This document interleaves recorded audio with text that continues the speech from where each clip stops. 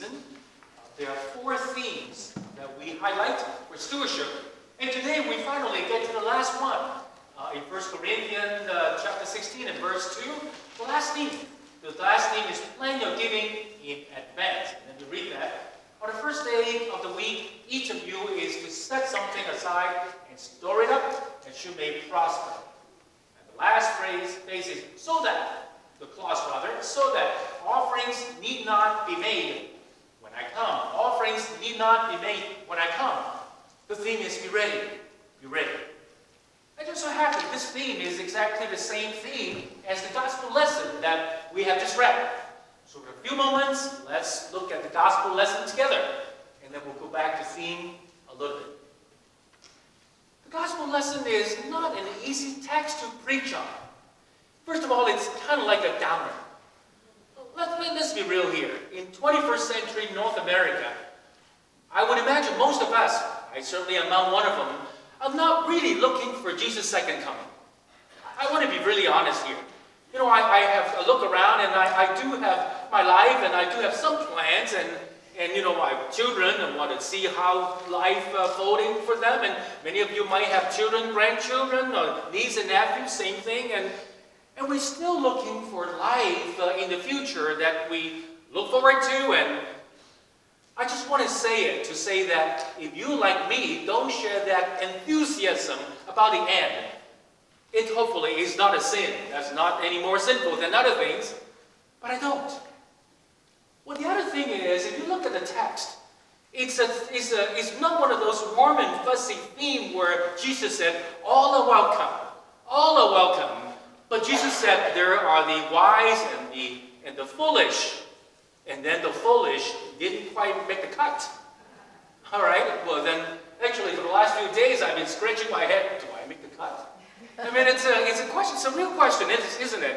So it's a text that divides people into the good, the bad, and the ugly, and then the wise and the foolish, and so on and so forth, and it's uncomfortable. And so the other thing is, too, unfortunately, text like this has been used by Christians throughout a century to promote that kind of Christian tribalism. Now, what I mean is, well, we all agree that Jesus loves us, this I know, and all those kinds of things, but sometimes, deep in the bottom, we think that we are better than other Christians. You ever have that feeling? So, of course, we would think that we are the wise, and then those people, non-ELC Lutheran, are the foolish ones. Or you can, you know, sort of confine it some more. St. Barnabas is the wise, and everyone else is questionable. So on and so forth. So this is not a comfortable text for us, at least for me, to preach on. But let's put that aside and perhaps look at this text in maybe some fresh ways. Well, first of all, let us join the early Christians, probably around the time of the latter part of the first century, and appreciate their sense of enthusiasm about the second coming of Christ. As I mentioned, it's hard for me to understand. But one thing that perhaps to help us understand for us Chicagoan is something that happened on November 2nd and 3rd, 2016. Remember what happened? The Cubs. The Cubs won the World Series. You know, there are many of you who are Cub fans, and I didn't grow up here, so I didn't have that deep sense, but I understand that Cub fans inherit that love for Cubs through centuries. And then, you know, many of you may be born into loving the Cubs without even knowing it. So expecting Cubs winning is a big thing, it's a big deal. You know, I think might have shared that before the night the Cub won World Series. I came back from Minneapolis, and on the plane, that was late at night, it was 10 o'clock or something like that. What time did the Cubs win? Well, later than that, right? Yeah, Yeah, midnight. Right. No, I think my flight was a lot later than that. So you know, we were in the later end innings and all that stuff, and the pilots was kind enough to turn on the sport channel for us to watch it for free. Never happened for United to say that, you know. I mean, usually they throw you out, but anyway, that's a different story. But cut this part, okay? Otherwise, it'll be trouble. But anyway, but that night, we got to watch it, and even the plane itself was on fire, if you will. Well, sadly, some of those critical moments, the plane landed, I didn't see anything. But then as we walked out of the terminal, I've been in O'Hare a lot, so I've never experienced that energy, that excitement, that electricity in the air. O'Hare, that was the most boring place on earth. O'Hare was electrified. So I kept thinking, what this text is saying is, you capture the kingdom of God, the coming of the kingdom of God, like Cubs fans, looking forward to the World Series winning of Cubs fans. That is the sense. If I have slept through that night, if I were not traveling and my usual routine is I'm not a baseball fan, I was sleeping, I would totally miss the excitement. So Jesus' parable is teaching us that the coming of God's kingdom is exciting. It's like the Cubs winning World Series. Be ready, otherwise you will miss the action. You will miss the party. Does it sound better, the text? Not such a downer, right? It's really exciting. Now, the other thing to mention, too, is while we never know when God's second coming, Jesus' coming, takes place, it could be in the next 2 years, with so many disasters, some said, oh, maybe tomorrow. I don't know. The world has been through many disasters before. It could be another 2,000, 2 trillion, to whatever, how many years that might be. We don't know that. But one thing we do know is God's kingdom. God's kingdom is defined as God's dominion, God's sovereignty, God's reality, God's presence, God's love and God's grace come to our lives in ways we don't expect all the time, right? And then if we're not ready, we may miss it. And when God's love and grace actually passing through us. So then go to the second part of my sermon today is, what does it mean to be ready? What does it mean to be ready? Well, part one of that segment, Maria already preached on, that is, to be ready meaning the usual thing, right? Praying and worship and serving as community and all that stuff, and so that is given. But for that, the other thing about ready is I want to call your attention to several Greek words that I found quite interesting in this text. But first of all, it actually has nothing to do with the story, but it's fun anyway. Oh, maybe the second thing, by the way, the word bridesmaid really should not be translated as bridesmaid. The reason for that is when we think about bridesmaid, we think about weddings that happen here, and this side is the groom side and the groomsmen and all those things. We have an expert here, and then here's the bride and the bridesmaid, right? Bridesmaids are these companions of the bride. But that's not what it says here. In Greek, it simply means virgin. Young women who are attendant, who help celebrate the wedding. That's it.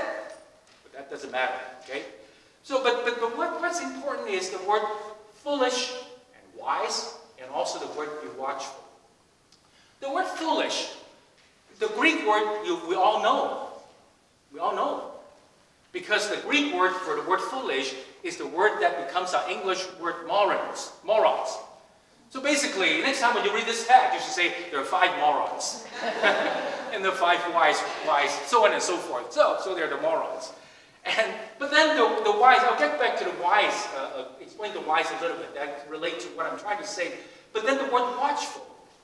The word watchful, it seems like a simple word, meaning vigilance and whatnot. But that word in Greek relates to the word that means, rising up in the morning. That's no surprise. Rising up instead of sleeping. But also means standing up. And also is the same word family that describes Jesus' resurrection. It's the same word for resurrection. So, do you begin to see the picture? It's not just about not falling asleep, which all of us do, and those 10 young women, they fell asleep. But it's about living the resurrected life. It's about standing up. It's about rising up. So it's a very, very powerful word. And I also like to talk about the word wise. The word wise. When we see the word wise in New Testament, in English, that word could come from one of 3 Greek words. I'll explain the other two and go back to the word that is used in this text.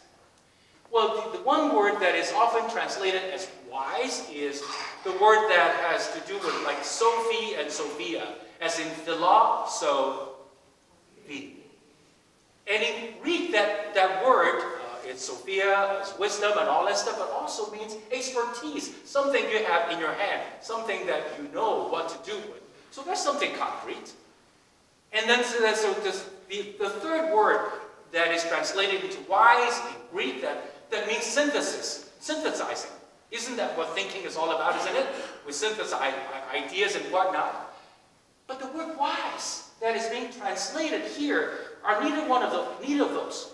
Not some kind of expertise that we have, as if in being ready you have to have some expertise, nor some kind of very special mental capacity you have to bring things together. In other words, the word wise here is not about something in your head, here, up here. The word wise has to do something elsewhere in the body. The word wise being translated here comes from the Greek word, usually transliteration is friend, P-H-R-E-N, P-H-R-E-N. That's the word that is being translated or being developed into the word diaphragm. Diaphragm. Where's your diaphragm? Here. Why is it important? Well, in the ancient days, before the body of study called psychology and physiology and all that stuff, and people believe that this is the seed, this is the seed of our thoughts and thinking and feeling. This is the seed of our soul, of our whole being.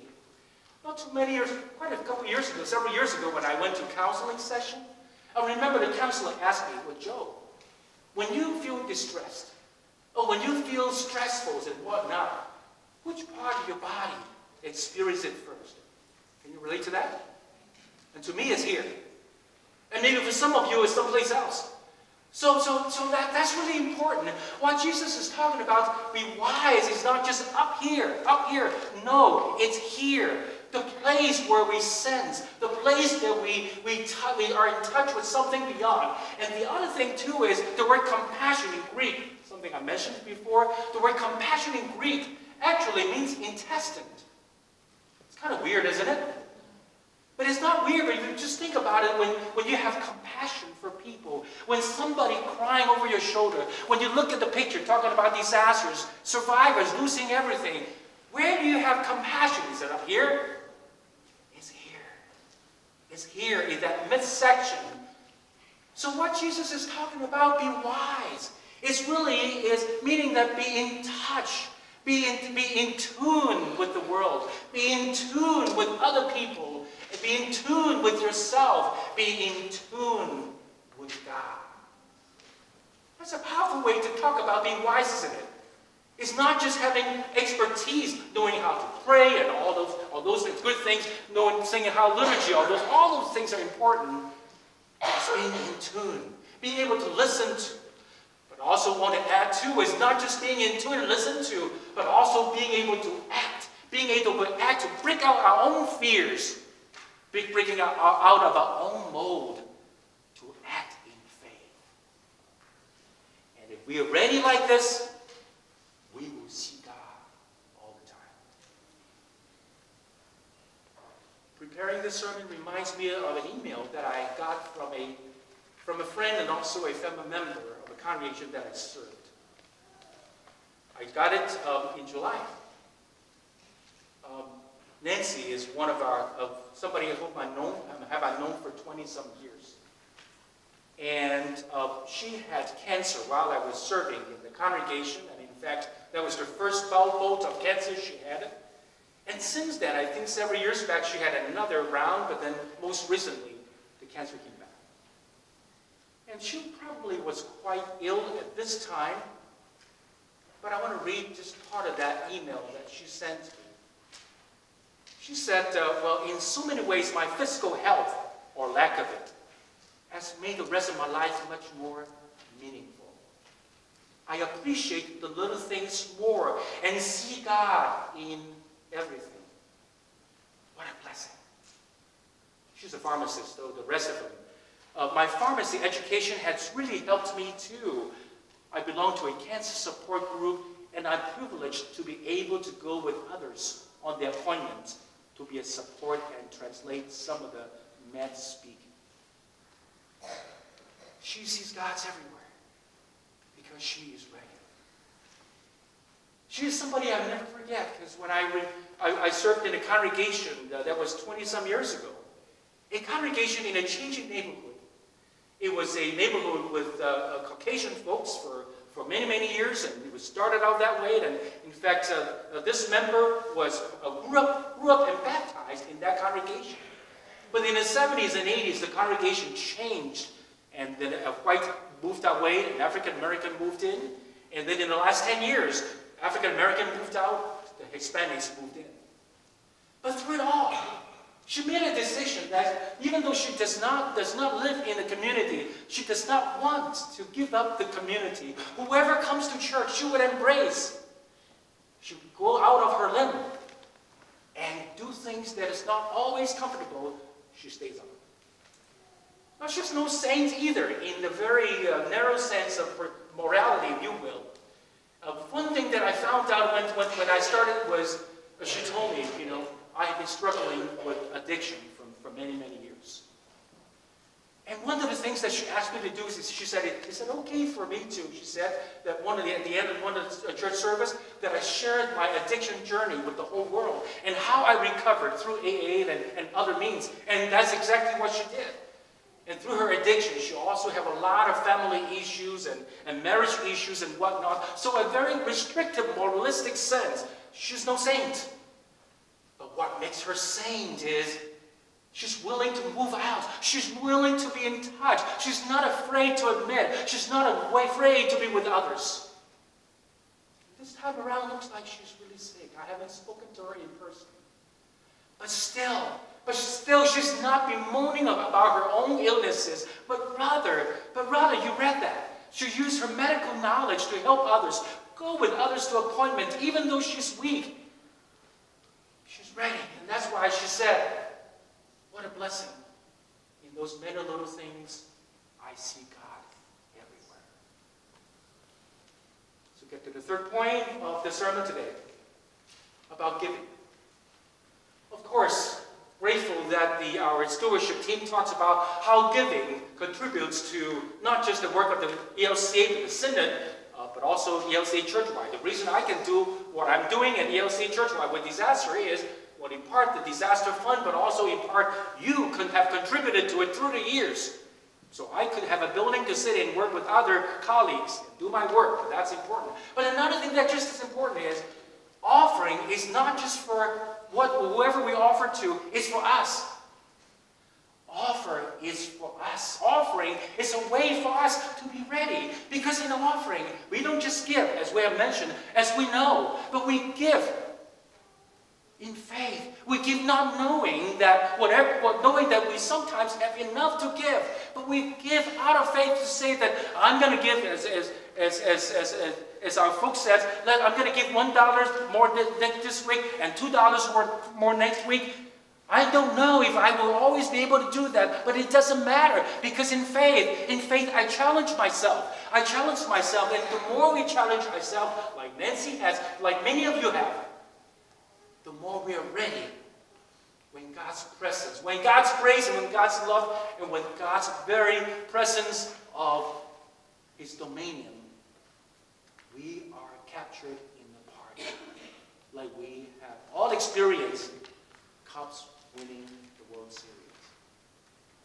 Sisters and brothers, God's grace is everywhere. God's love is everywhere. God is everywhere. Be ready. Be ready. Be ready by being in touch with yourself and God and everywhere. Poor and rich, people we don't know, people we don't understand, here, not just up here. Be able to move forward in faith and in love. And in so doing, we can